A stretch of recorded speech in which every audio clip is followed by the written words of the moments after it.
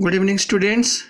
Today we start class 8 history chapter 10 India after independence.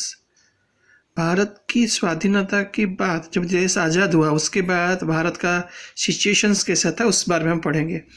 When India became independent in August 1947, it faced a series of very great challenges.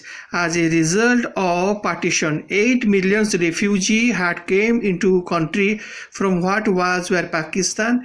These people had to be found homes and jobs.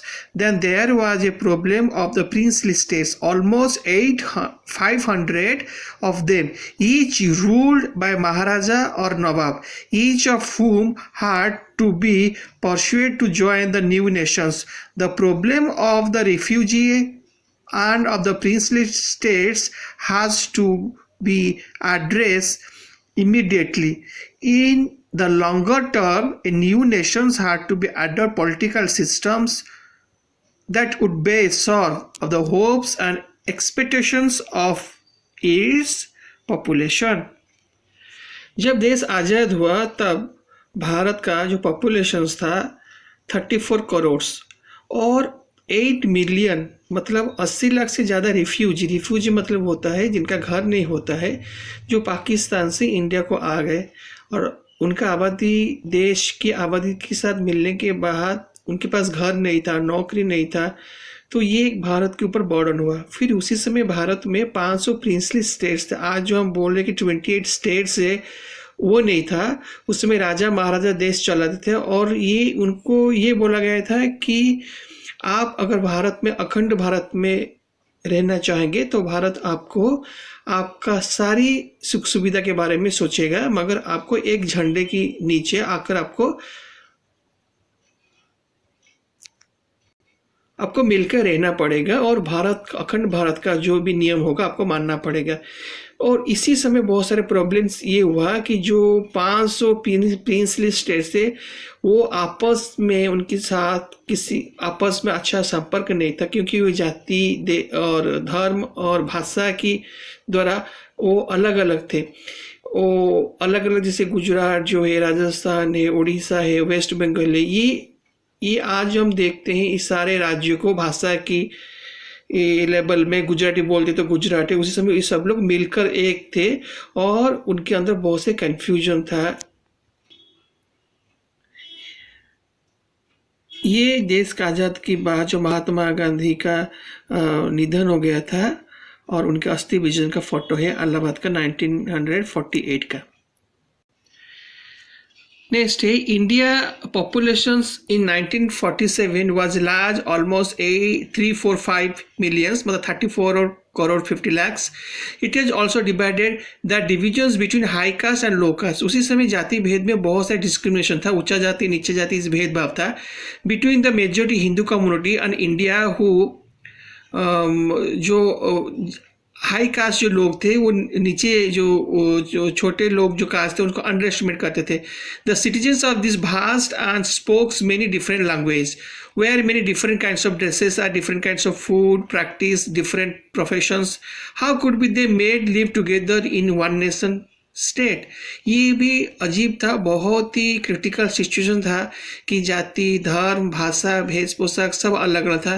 ये लोग इकट्ठा मिलकर एक देश चलाएंगे ये impossible था. आज के ज़माने में हम जो यूरोप देख रहे हैं, यूरोप में छोटे छोटे जो देश है वो भारत भी उसी की सिचुएशन से उस समय गुजरात मतलब फेस किया था. To the problem of unity was added the problem of the development. अगर हम मिलकर रहेंगे तो हमारा देश का उन्नति होगा. At independence, the vast majority of India lived in village farmers, peasants depend on the monsoon for their survival. So, did the non-farm sector of the rural economy कैसे होगा ये? उसी समय भारत का मैक्सिमम लोग जो गांव में रहते थे वो श्रमिक थे, वो किसान थे और पूरी तरह से ये जो किसान थे तो the problem of unity was जो किसान थे, जो पीजेंट्स थे, जो श्रमिक थे, ये पूरी तरह से मॉनसून के ऊपर जब अच्छा बारिश होगा तभी वो खेत काम करेंगे, अपना एग्रीकल्चर को बढ़ाएंगे. और ये भी उसी में प्रॉब्लम हो कर था कि गांव के लोग और शहर के लोग में एक बड़ा सा गैप था. So did the non-farm sector of the rural economy. For it, the crops failed. Barbers, carpenters, weavers, and other service group would not get paid for the service. Either in the cities, factory workers lived in crowded slums with the little access to education for healthcare. Clearly, the new nations had to lift its mass out of poverty by the increasing of the productivity of agriculture and by the promoting new jobs creating industry. जो नया भारत था उनके लिए बहुत challenge था कि ये agriculture sector में आते हैं लोग और ये टर्सरी सेक्टर सर्विस प्रोवाइडर जो भी थे शहर में, गांव के लोग एजुकेशन उसका ज़्यादा नहीं था, उनको छोटे मोटे काम करते थे। और ऐसा कुछ हमें करना पड़ेगा कि पॉवर्टी मतलब दारिद्र्य से उनको उठाना पड़ेगा, गरीबी से उनको उठाना पड़ेगा, जॉब क्रिएट करना पड़ेगा, इंडस्ट्री लगाना पड़ेगा ताकि भारत का जो इकोनॉमी है ये आगे चल पाए। ये सबसे बड़ा प्रॉब्लम था देश आज़ाद होने के बाद। Unity and development had go hand to hand, इकट्ठा मिलके रहेंगे तो आगे देश चलेगा। If the division between the different section of the society, अगर सोसाइटी में समाज में ऊंचा जाति नीचा जाति, हाई कास्ट लो कास्ट, इसमें हम फाइटिंग करेंगे लड़ाई करेंगे तो देश कभी भी आगे नहीं जा पाएगा। Conflict, high caste fighting with the low caste, Hindu, Muslim, and so on. At the same time, if the fruits of economic development did not reach the broad mass of the populations, it could be create fresh divisions, for example between the rich and poor, between the city and the countryside, between the region of India that were prosperous, region the lagged behind। अगर हमें देश को आगे लेना पड़ेगा, ये जो boundary है, ये जो डिस्क्रिमिनेशन से, ये जो भेदभाव है, हिंदू मुस्लिम धनी गरीब लो कास्ट हाई कास्ट, इस सब के ऊपर जाना पड़ेगा। शहर को गांव को साथ मिलाना पड़ेगा। कंट्री साइड का मतलब विलेज, जाति धर्म, इस सब से ऊपर हमें सोचेगा तभी हमारा देश आगे चलेगा। फिर इसके बाद आया a constitution is written. Constitution का मतलब होता है जो भारत का संविधान है उसको कैसे बनाएंगे, उसमें हमारा रूल रेगुलेशन देश चलाने का व्यवस्था होगा। इसके लिए between the December 1946 and November 1949 some 300 Indians had a series of meetings on the country's political futures.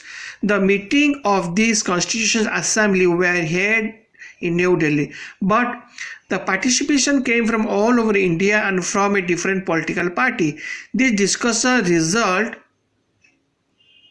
in the framing of the Indian Constitution, which came into effect on 26 January 1950। जो हम साधारणतंत्र दिवस मनाते हैं हमारा 26 जनवरी को रिपब्लिक डे, उस दिन ये फुलफिल हुआ था। तो क्या हुआ, सारे देश से 300 से ज़्यादा जो हमारा पार्टिसिपेशन से जो लोग हैं ये आए और 300 से ज़्यादा मीटिंग भी हुए।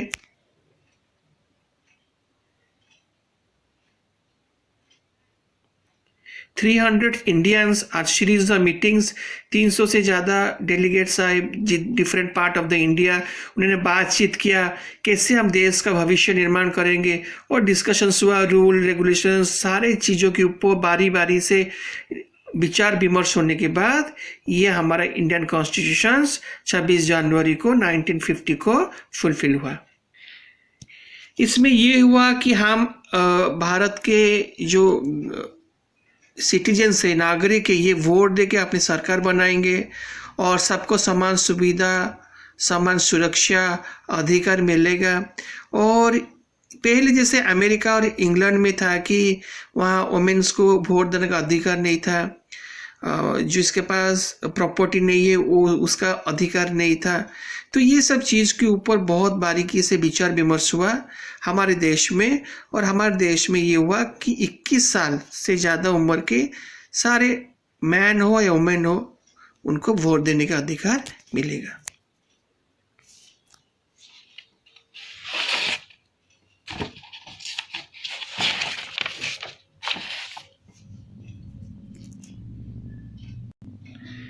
The United States, the right had been granted in stage. First, only men of property had to vote. Then men who were educated are also added on. Working class men got the vote only after a long struggle. Finally, after a bitter struggle of their own, American and British women were granted the vote. On the other hand, soon after independence, India chose to grant this right to all its citizens regardless of gender, class or educations.